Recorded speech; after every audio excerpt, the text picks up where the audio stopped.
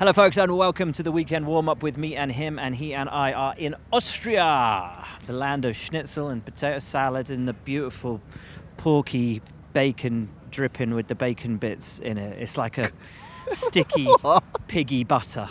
It's delicious. I love being back in, and Almdudler, the greatest drink known to mankind. I'm quite excited to be back in Austria. Other fizzy drinks are available, of course. Other fizzy drinks are Yes. available, and we are in Red Bull country. Schnitzel, yes, we can eat schnitzel every day. So I think we are going to happy. eat schnitzel every day. Should we talk about the British Grand Prix, my friend? I suppose so. Oh, this is the 60 seconds. Yeah, but not. Yeah, it was quite a race, wasn't it? It was quite a race, but I don't want to give too much away because otherwise, then no one will listen to the 60 Come on second then, should we get this done? Should we get it out of the way? Yeah, Already? let's 3, go. 2, 1, go. So Guanyu Zhou and Alex Albon crashed at the start, and that brought out the red flag. Fortunately, both of them were okay. At the restart, Carlos Sainz led away, but then he lost the lead to Max Verstappen. Max Verstappen then got the lead back when Carlos Sainz ran wide, but then gave the lead back to Carlos Sainz when he hit a bit of debris. That sent Max Verstappen sliding back down the field. Looked like Ferrari should get a 1-2, but they didn't, because when the safety car came out, only Carlos and Max pitted. No, Carlos and Checo and Perez in the fight for the win. Charles stayed out on hard tyres, made it very tricky for himself. At the restart, Charles was struggling, couldn't quite get any grip out of the tyres, couldn't get heat into the tyres. Carlos passed him quickly. Checo eventually passed him, and Charles dropped to fourth. That meant it was Carlos, it was Checo, Lewis Hamilton up into the podium, Charles Leclerc into fourth. Who 10 was seconds. fifth? Come on, Lando. Lando fifth. Who was sixth? Alonso. Who was seventh? Max Verstappen, Mick Schumacher, Sebastian Vettel, 60 seconds. and Close. Kevin And Magnussen. Kevin Magnussen. Yes, got there at the end. It was more stressful when you were looking at your watch. I'm not going to lie. I think you got like 63, 64 seconds. Okay, all right. That was good. But also, because we do read the comments, Charles Leclerc made it difficult for himself. He did. Did he? He Did he? Or did. did Ferrari make it difficult for him? Well- We will discuss this later in the show because obviously, as you said right at the top, Zhou Guanyu involved in a horrible accident right at the start there. Obviously, he stuck to his line. George was to his right. Latifi up the inside. Gasly came through as well, and as George just swung to the left a little tiny bit, contact, George into Zhou. Zhou upside down through the gravel, over the tyres, into the fence and up against the barrier. It was a sickening accident. Yeah, firstly, gutting obviously for Joe to be involved in that incident after such a strong weekend, Yeah. into the top 10 in qualifying. Really Third time out qualifying Valtteri in a row. impressive, right? Yeah, Second seriously impressive. into Q3, and was really finding some momentum, but then very fortunate for him that he spent so much time upside down, so much time then between the barriers. Car fortunately didn't catch fire. He was able to get out of the car, obviously went to the medical centre, but didn't have to go to hospital, and he's okay. Like, we both saw him earlier today. He's all right. He's back in the gym, he was telling me, like the next day, feeling a little bit stiff as you would, but I think after an accident like that, it's great that he's able to race the weekend after. Yeah, absolutely huge. He's been checked out by the medical team this morning, is fit to race, and was in the media pen talking to the press this afternoon. First of all, great to see you looking so well, and I know you've been to see the docs today and you're all cleared to race for the weekend. If you can, just that moment at Silverstone when you found yourself against the barrier, can you recount that for us? Yeah, I mean, first thing what I remember though, what happened in the cockpit is, I have a massive hit and flipped over, and it was traveling a very constant speed but quite fast into the gravel, and I realized that I'm not getting stopped, so I tried to release myself, the steering wheel, my hand, and then into a very locked position, so make sure I'm quite solid inside myself, waiting for the final impact, which that's where it caused the injury and the big issue. So yeah, obviously felt quite lucky looking back to it, how the halo was able just to help me survive on this incident. But yeah, on the other hand, I didn't realize I was in between the barriers and the fence until I was in the medical center, and then watching my replay. And after the first check was okay, and so I said, okay, I still want to see it just to make sure what's happening. And yeah, because the whole progressing of getting out of the car, I can't see much. All I can see is just what's coming out up top, because I couldn't see where I was. Wow, amazing. Are you feeling well within yourself for this weekend? Any bruises, bumps, anything like that? No, I mean, I have a little bit of bruises obviously straight after, but yeah, it was all fine after one day. So yeah, I don't know how I walk out with such a little impact in my body. So yeah, very lucky. Obviously, firstly, it's nice to be back here, and having such a long time break. You know, you don't think about what happened with the crash on Sunday. You go straight into preparation for Austria, so it's good. And then in the other hand, I feel like no fears. I was able to take it quite calmly, apart from obviously not looking too much into the pictures because that car was in a bad state. Nice to hear from Zhou Guanyu. Now, let's start with Ferrari because, of course, a first-time win for Carlos Sainz on his 151st Grand Prix weekend, but 150th race start. Yeah, it's definitely been coming well, hasn't it? Like, it came so close in Canada. There are multiple other occasions where he's been in the mix, Monaco specifically. And I think it's just great that he's finally got the opportunity to show that he can do it. He's finally got that off his back. The pressure's released. I was talking to him earlier today. Got the duck off his shoulders. He has got his duck off his shoulders. You said earlier. Which I said earlier. Let's not bring that back up again. It's great that it's kind of got his confidence back. Like we said, I think we both chatted him today. And he's just in such a great frame of mind now. He's got the car working the way he wants to do. He was really frustrated at the start this year that he hasn't managed to deliver the kind of results he knows he can. Such a strong end to last year. This time around, this win, first pole, of course, as well. First win. It's really given him a ton of confidence. He's only 11 points behind Charles now in the championship. And it showed the assuredness with which he's driving as well, just as in Monaco when he told the team, I don't like your strategy, I'm not going to go on to Inters, I'm going to stay for the crossover and go straight to slicks. Again in Silverstone, I'm not going to do that 10 car length thing. Stop inventing. I'm going to do things my way. And he did things his way and he won the race. One of his greatest strengths has actually always been his assertiveness. I think he's learned that from his dad. But throughout his career, as he's got more experience within Formula One, especially since he's come to Ferrari, he's felt more confident doing that, and that's been a game changer. That got him the win, really, didn't it, at Silverstone? It got him that better result in Monaco as well. And I think it's not... Could have been a win, but for that, Williams. Exactly that, and it would have done it. And it's great when those risks pay off, and at some point it won't always pay off, but it shouldn't always be down to the driver, should it, to be making those decisions in a high-stress environment. Obviously, it's always cool to do it, but it would be much better if the strategy was working out in an ideal world. Is he doing it because he needs to, as you say, assert himself, but to kind of prove himself within a team which is slanted towards Charles? There were just 10 members of the Ferrari team on the pit wall as Carlos came across the line to celebrate his first win. 2 of those were photographers, 1 was his cousin. That's 7 members of the team. Is there a split? Is there a divide in that team? Is it primarily a Charles team? I don't think the team don't want, or I don't think there are members within the team that don't want Carlos to win, but I do think there are members within that team very close to Charles, because he's been there for a long time, who are probably growing frustrated at the lack of luck he's had really at recent races. No fault of his own. Made hardly any mistakes this year. We were just saying Imola. earlier, was it just Imola? Yeah. He hasn't put it wrong. He should be fighting for the championship at this point in the season, and he can kind of see it slipping away. He's not been on the podium in 2 months. He's not had a race win in 3. Now, some of that is down to unreliability. Some of it is down to, let's be honest, totally ham-fisted strategy or indecision on the Ferrari pit wall. I mean, when are you going to tell me what you really think? I'm sorry, but it's true.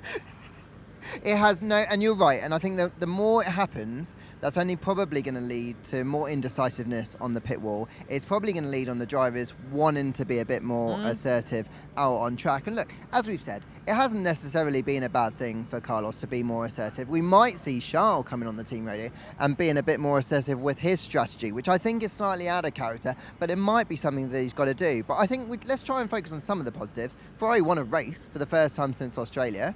Carlos got his elbows out and showed that you can race Max very cleanly. And they've got 2 drivers who can bring them a Constructors' Championship if they tighten up this strategy. Yeah, that's the one thing they've got to do. Let's hear then from Charles Leclerc, obviously desperately disappointed to have been looking at a race win and ultimately come home off the podium again. What was that finger wagging about from Mattia, though, after the race? Just how do the team improve their slightly sketchy strategy calls? And are we now 11 races into a 22-race season at the point at which Ferrari need to choose a favoured driver? After the British Grand Prix, we saw Mattia come to you and wag a finger at you. And obviously everyone's been wondering what that conversation was all about. Can you tell us what that conversation was about? I've already said it, and I know that it can create doubt, but he was actually pissed off. No, pissed off? Is that a bad word, actually? That's okay. He was angry at me because I was too down. And so he obviously tried and cheer me up, which everybody was wondering why he was putting the finger like this. But I think he was just frustrated to see me so much down after such a great race. On the other hand, it's obviously understandable. I mean, he understood my disappointment leading the race and finishing fourth. But yeah, we just need to make in sort that this type of things doesn't happen too much in a season. And for me, it's more the accumulation in the last 5 races that is hard to take, obviously, because with the reliability issues and the different issues that we've had in the last races means that I haven't even been on the podium in the last 5 races. So it's not easy, but I am as motivated as I was before, and this doesn't change. I'm coming into this weekend with full confidence that we can have a great weekend. And looking long term, I still believe as much as I did for the championship. So yeah. Right, well, fascinating stuff from Charles. But having dealt with the difficulties that Ferrari experienced, even on a weekend where they won, it could have been so much worse had Red Bull actually made the most of their weekend. Max Verstappen picking up damage whilst in the lead of the race. Sergio Perez, well, it started off terribly but finished fantastically. Yeah, for sure. I think championships are won and lost on those kind of weekends where they don't always go right. And Red Bull managed to get a second and salvage some points for Max in 7th when, you know, ordinarily they should have really had the pace to win that race, possibly with 1-2 if everything had kind of gone pretty smoothly. So they're going to come here, their home race, and know that they're always mega around here. They're almost certainly going to be very much in the mix, if not the favourites. They must be feeling pretty confident. Now, we always get picked up for not talking about Checo enough, so I'm going to talk about Checo, because for me, one of his best ever drives in Formula 1. And he didn't get picked up on the cameras all that much, because after that lap 1 contact with Charles Leclerc, obviously had to come into the pits, get the damage repaired, go back out again, found himself at the back of the field, just as he did for his first Grand Prix win when he was with Racing Point back in Bahrain. And just got his head down, got his elbows out and went racing. And could have won. Yeah. Really could have won. I honestly think Checo's at his very best when his back is against the wall. And that was just yet another example of Checo delivering when Red Bull need him. And that's exactly why they've employed him, right? You know, on the day when Max can't deliver, they want Checo to be delivering. Another fab race from him. And then Helmut Marko comes out in the week and says, oh, we like Checo because he doesn't fight. He fights. He's a proper fighter. Love a bit of Checo. He wants this. Of course he does. But so does Max. We were talking earlier today, and you said one thing you've seen in Max that's different is his ability to kind of compartmentalize and not get worked up and just remain calm. And you could see his kind of, not satisfaction, but taking the benefits from that 7th place last time out at Silverstone and realizing, you know what, it's a long championship, 22 races. I'll take the points for 7th because it's better than no points. Yeah, it's amazing what winning the World Championship does for you. And he's got that in the bank now. Nothing can change it. And he's entered this year and he's winning races and he's loving it, but he's not getting excited. He's struggling in races, not really getting too agitated about it. He's kind of got that really nice balance in the minute, and that's having a positive impact on his performance on track. Yeah, they still, of course, lead both championships. Red Bull in the constructors. Red Bull's drivers still 1-2 in the Drivers' Championship. Let's hear then from your reigning world champion and current Drivers' World Championship leader, Max Verstappen. How good is it to have a race straight after the last one when it didn't go so smoothly? Oh, I mean, these things happen.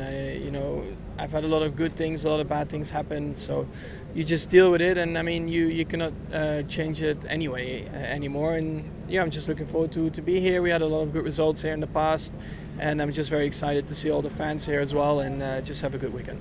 Yeah, I think it's going to be a sellout on every single day here, 95,000, 100,000. How much, when a lot of them are your fans, how much does that mean to you? Yeah, it's been really growing, over the last few years, and it's always great to see that much like orange around the track. And does it look like this circuit should suit you guys around here? Up until this year, I never understood why we were quick here, because it never really suited our package because of the long straights, basically. Of course, there was a bit of altitude involved, and I think the Honda engine is pretty good at altitude. But yeah, this year we have to wait and see. We've been quick on the straights, but in high speed, Ferrari and Mercedes have been really competitive. So we have to wait and see how quick we're going to be. But I'm just very excited for the whole weekend. Now, off the back of that, Christian Horner said that Mercedes let Ferrari off the hook at Silverstone, which might seem like a staggering statement if Silverstone hadn't panned out the way which it did, because at one point Lewis Hamilton was the fastest man on track. Yeah, and at some point did genuinely look like he could have won that Grand Prix. Yeah. They made massive steps forward across that weekend. I think all of them are trying to play it down a little bit, and they've come here and they don't want to get too excited. But what, if anything, it's given them is confidence that they are starting to get underneath the skin of that W13 and understanding how to get the best out of it with that upgrade package. Yeah, I spoke to Lewis today and a little bit to George as well, and they said basically upgrade package worked exactly as they were expecting it to, and that's huge because the correlation they know is perfect, and now it's about taking those upgrades, taking that package, and then incrementally upgrading it as the races go on. They don't think it's necessarily track specific, not expecting to go quite as well here as they did in Silverstone. France, they could have a good shot. That's when they're going to get excited. Yeah. I think. Yeah. But Silverstone, as you said, there was that part in the middle of the race where Lewis was coming, and I thought they were going to throw medium soft. I didn't think they were going to do medium hard. If he'd been able to eke it out and do medium soft, obviously we got the safety car at the end anyway, but there was that feeling when he was pumping in fastest lap after fastest lap after fastest lap, and he got the Ferrari guys worried because we've now heard all of the radio calls back. Yeah. They were terrified about Lewis. Yeah, and talking to him in the TV pen, because I'm lucky that I get to talk to him after every Sunday race. The persona's changed. I think really after the British Grand Prix, he's got that kind of that juice back in him, and he knows that he can genuinely fight for race wins again, and I think that's going to make a massive difference in the races going forward. George Russell, of course, didn't contest the race, took damage at the start, stopped his car when he saw that Zhou was in a bit of trouble, got out of his car, went to help him, and, could he have driven the car back? Arguably. His morality told him he shouldn't. He should go and try and help his mate out. So obviously the team totally behind George on that, and very glad he did so. George did question, though, if a marshal touches the car, why are you out of the race? Everyone's allowed to fix their car under red flag. Why couldn't he have done the same to his? And it seems like a rule that well, certainly he wants looking at. If you can mend a damaged car under red flag, why can't you bring a car back and fix it? So I don't know. Maybe looking for some answers. Maybe he'll get some. Who knows? But from Mercedes and a rejuvenated Mercedes to a McLaren who very much had a real tale of two halves. Yeah. Lando doing a cracking job with this car, which isn't going to be upgraded. Daniel on the other side, not doing well at all. No, I think Lando just keeps proving that he is a star of the future with It's a car now, mate. that really isn't. Well, I think, if he can get a car that can fight for World Championships, I think he's ready to go for sure. And he keeps delivering with a car that at the moment isn't really capable of. I felt for Daniel, like he looked so down at Silverstone, not really having any answers. You talked to him earlier, but he didn't really have any answers to what on earth went wrong that weekend. Well, the DRS failed, but the car felt horrible even before that. So let's not try and put words in his mouth. Let's leave it for Daniel to explain exactly what went down at Silverstone. I mean, the whole race was a bit of a nightmare, to be honest. We're a long way off the pace, so we've been pretty deep in it, trying to get to the bottom of it, because it wasn't like a few tenths. It was kind of a second, 2 seconds at times. It was a lot, so it was a pretty painful one, and been trying to just figure it out. So we're back here. It's a short turnaround, but I think we found out a few things, and then hopefully even over the course of today we'll find a few more things before we hit the track tomorrow. I've had loads of tweets this week from your fans asking what's going on. Yeah. Because there's clearly a difference between the two sides of the garage in terms of results, anyway, and in terms of race pace sometimes. Is there a noticeable difference between the two sides of the garage in terms of how it's how it's feeling? Or No, I mean not. I mean, obviously, like, of course, my side would love some champagne and all of that. But it's not. There's not like a division, so to speak, or there is not. I know sometimes you hear like that side of the garage is kind of doing their thing and that side's doing their thing. It's not like that. And even in terms of setup, like there's not that much, at least on the surface, that is different. So that's why we're kind of like trying to figure out what else is it. Is it under the surface? Oh, well, we're trying to figure it out. But I don't mean it like could it be. But in terms of, like on paper, everything looks kind of similar. Like, of course, he likes his things, I like my things, but it's not like mine's a completely different setup car to his, and maybe that explains something. But like we're also Silverstone, we're not talking 2 tenths a lap, we're talking big chunks and big margins where it's just not normal amounts. So that's why I want to get to the bottom of it. And I say the whole team is really trying to figure this one out. And hang in there. Hopefully I will, and hopefully we can spray some bubbly soon. But I think more so just have like some consistency, like have, be in the points every weekend. Like that's something which we'd like to get back.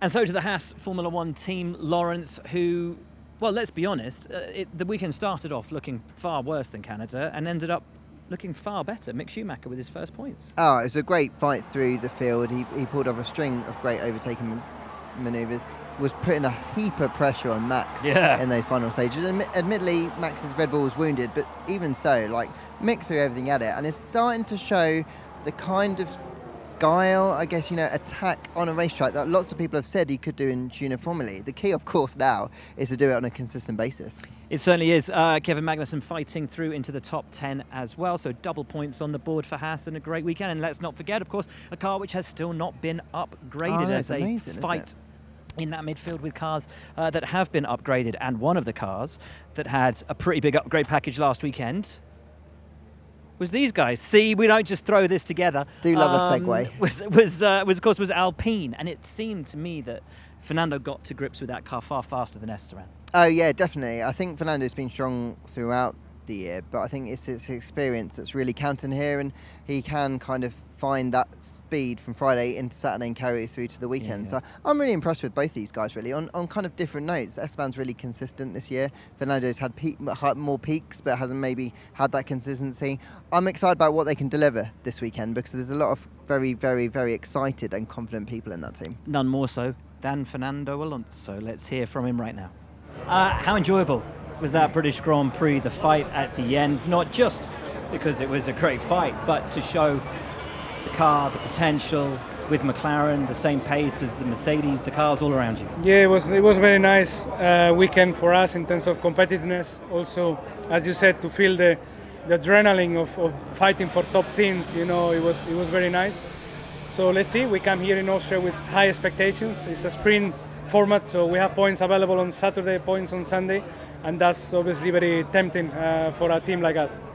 The upgrades seem to work well. You seem to get to grips with it very, very quickly in the weekend as well. Is it delivering everything you hoped? Yeah, I think so. I think I'm happy with the car right now. We had an update on Baku, then another one in Silverstone, a new rear wing here. So I think the team is doing a mega job on that, and we try to deliver the result on track. But let's see here. I think the weather will be the biggest thing. We have some rain forecast for Friday and Sunday. If that happens, maybe we have an extra opportunity. As if by magic, Jessica Hawkins has appeared. Welcome back to the show. Great to see you. Thanks, good to see you, Will. How are you? I'm grand. How was your Silverstone weekend? It was actually very good. Qualifying was a bit disappointing. I had a fastest lap taken away I did go over track limits, but it was... Good of you to admit. It was extremely close, sand grain. If the camera was at a different angle, I would have been in. So I had to start P10, but came through to 6th, which is a circuit which is renowned to be difficult for overtaking with no DRS. I was pretty pleased to make that amount of positions, but just a bit frustrating we had to start from that far back. It's a shame you don't get 2 races every weekend. I know, yes, it is a shame. We do have 2 races. We had 2 races at Miami, and we're going to have 2 races at Mexico, which is the last race. So, awesome. Now for Aston Martin, really promising weekend. I think we can both admit that. Seb looked like he had a sparkle in his eye all the way through the weekend. Upgrades looked like they worked. He was super happy after the Grand Prix as well. How's the vibe down at the team? The team is in good spirit. I think we've shown glimpses, especially over the last few races, of the direction that we want to go in. It's still not quite there 100% of the time, but even the little glimpses that we're seeing is definitely the direction that we want to be going in. So Rome wasn't built in a day, but I do believe that we're getting there. I kind of feel like Sebastian's got his mojo back in the last few races. He really seems to have stepped it up, and that's not to say he wasn't trying at the start of the year, but I think with the car kind of performing better and better each race weekend, he seems to be doing. Is that the kind of vibe you're getting inside the team? Definitely. I think that he's becoming happier. He's obviously happy within the team to begin with, and he's just settling in a little longer, or taking a little longer to settle in, but he seems happy, and I can only see it going in one direction. Lance has struggled a little bit more. What are you kind of putting behind those kind of scenarios? Lance has also had some bad luck as well. We're forgetting that. So, and with the upgrades that we did have last weekend, just things didn't line up. But it often takes, when you do get upgrades, it takes some time for those to be used in the way that you want to be used, especially with a changeable condition like we had at Silverstone. It was very difficult to get a reliable track that is the same every time you go out, so we're constantly changing, which is not ideal when you have an upgrade. So we'll see. Finally then, Jess, it is a sprint weekend, of course. How much pressure does that put on the team from internally, from within the team? Do you sense there's like more energy, more need, more speed sort of within the team to just get everything crammed into a smaller space of time? We've still not done many of these sprint weekends, so that's still kind of new, I guess. But we just taking every weekend as it comes. We will do the best that we can, and if that's somewhere near the front, then we will be pleased, whether there's a sprint race or not. But I still don't know. I personally quite like the sprint race. I think that especially around here, with it being a short circuit, it's going to be a good race. But we'll see what's happening. Hopefully it'll be strong for us. It's going to be wild. Thanks so much for coming on the show. Appreciate it, Jess. Right, Jess. Lawrence, we need to go and talk This way. Thank you. AlphaTauri. Because, the cardinal sin last time out at Silverstone, the two drivers coming together, of course. Pierre Gasly, Yuki Tsunoda. Yuki went up the inside. They came to blows, and it was that piece of debris that ultimately did the damage to Max's car. I would not have wanted to be talking to Franz Tost after that, because he must have been furious. Spitting. You just can't do that kind of thing these days, especially when that team needs all the points that they can get. They're very much in a position to get potentially one, if not both cars into the points. And they haven't really managed to deliver at the first half of the year. 11 races in mad, actually, that were the halfway point. Really difficult times. They've really got to switch things back on this weekend. Yeah, I spoke to Yuki and Pierre earlier today. We're going to start walking backwards, Steve, but watch out, because you can swing around if you want, mate, because there's a tractor. There's a tractor. Look, spin around. I promise, it is a tractor. You don't want to walk into that. I think we're being given free apples. How do you like them apples, Steve? Danke. Lovely. That's going to be quite noisy walking past the tractor, isn't it? It's going to be very noisy. It's going to be very noisy.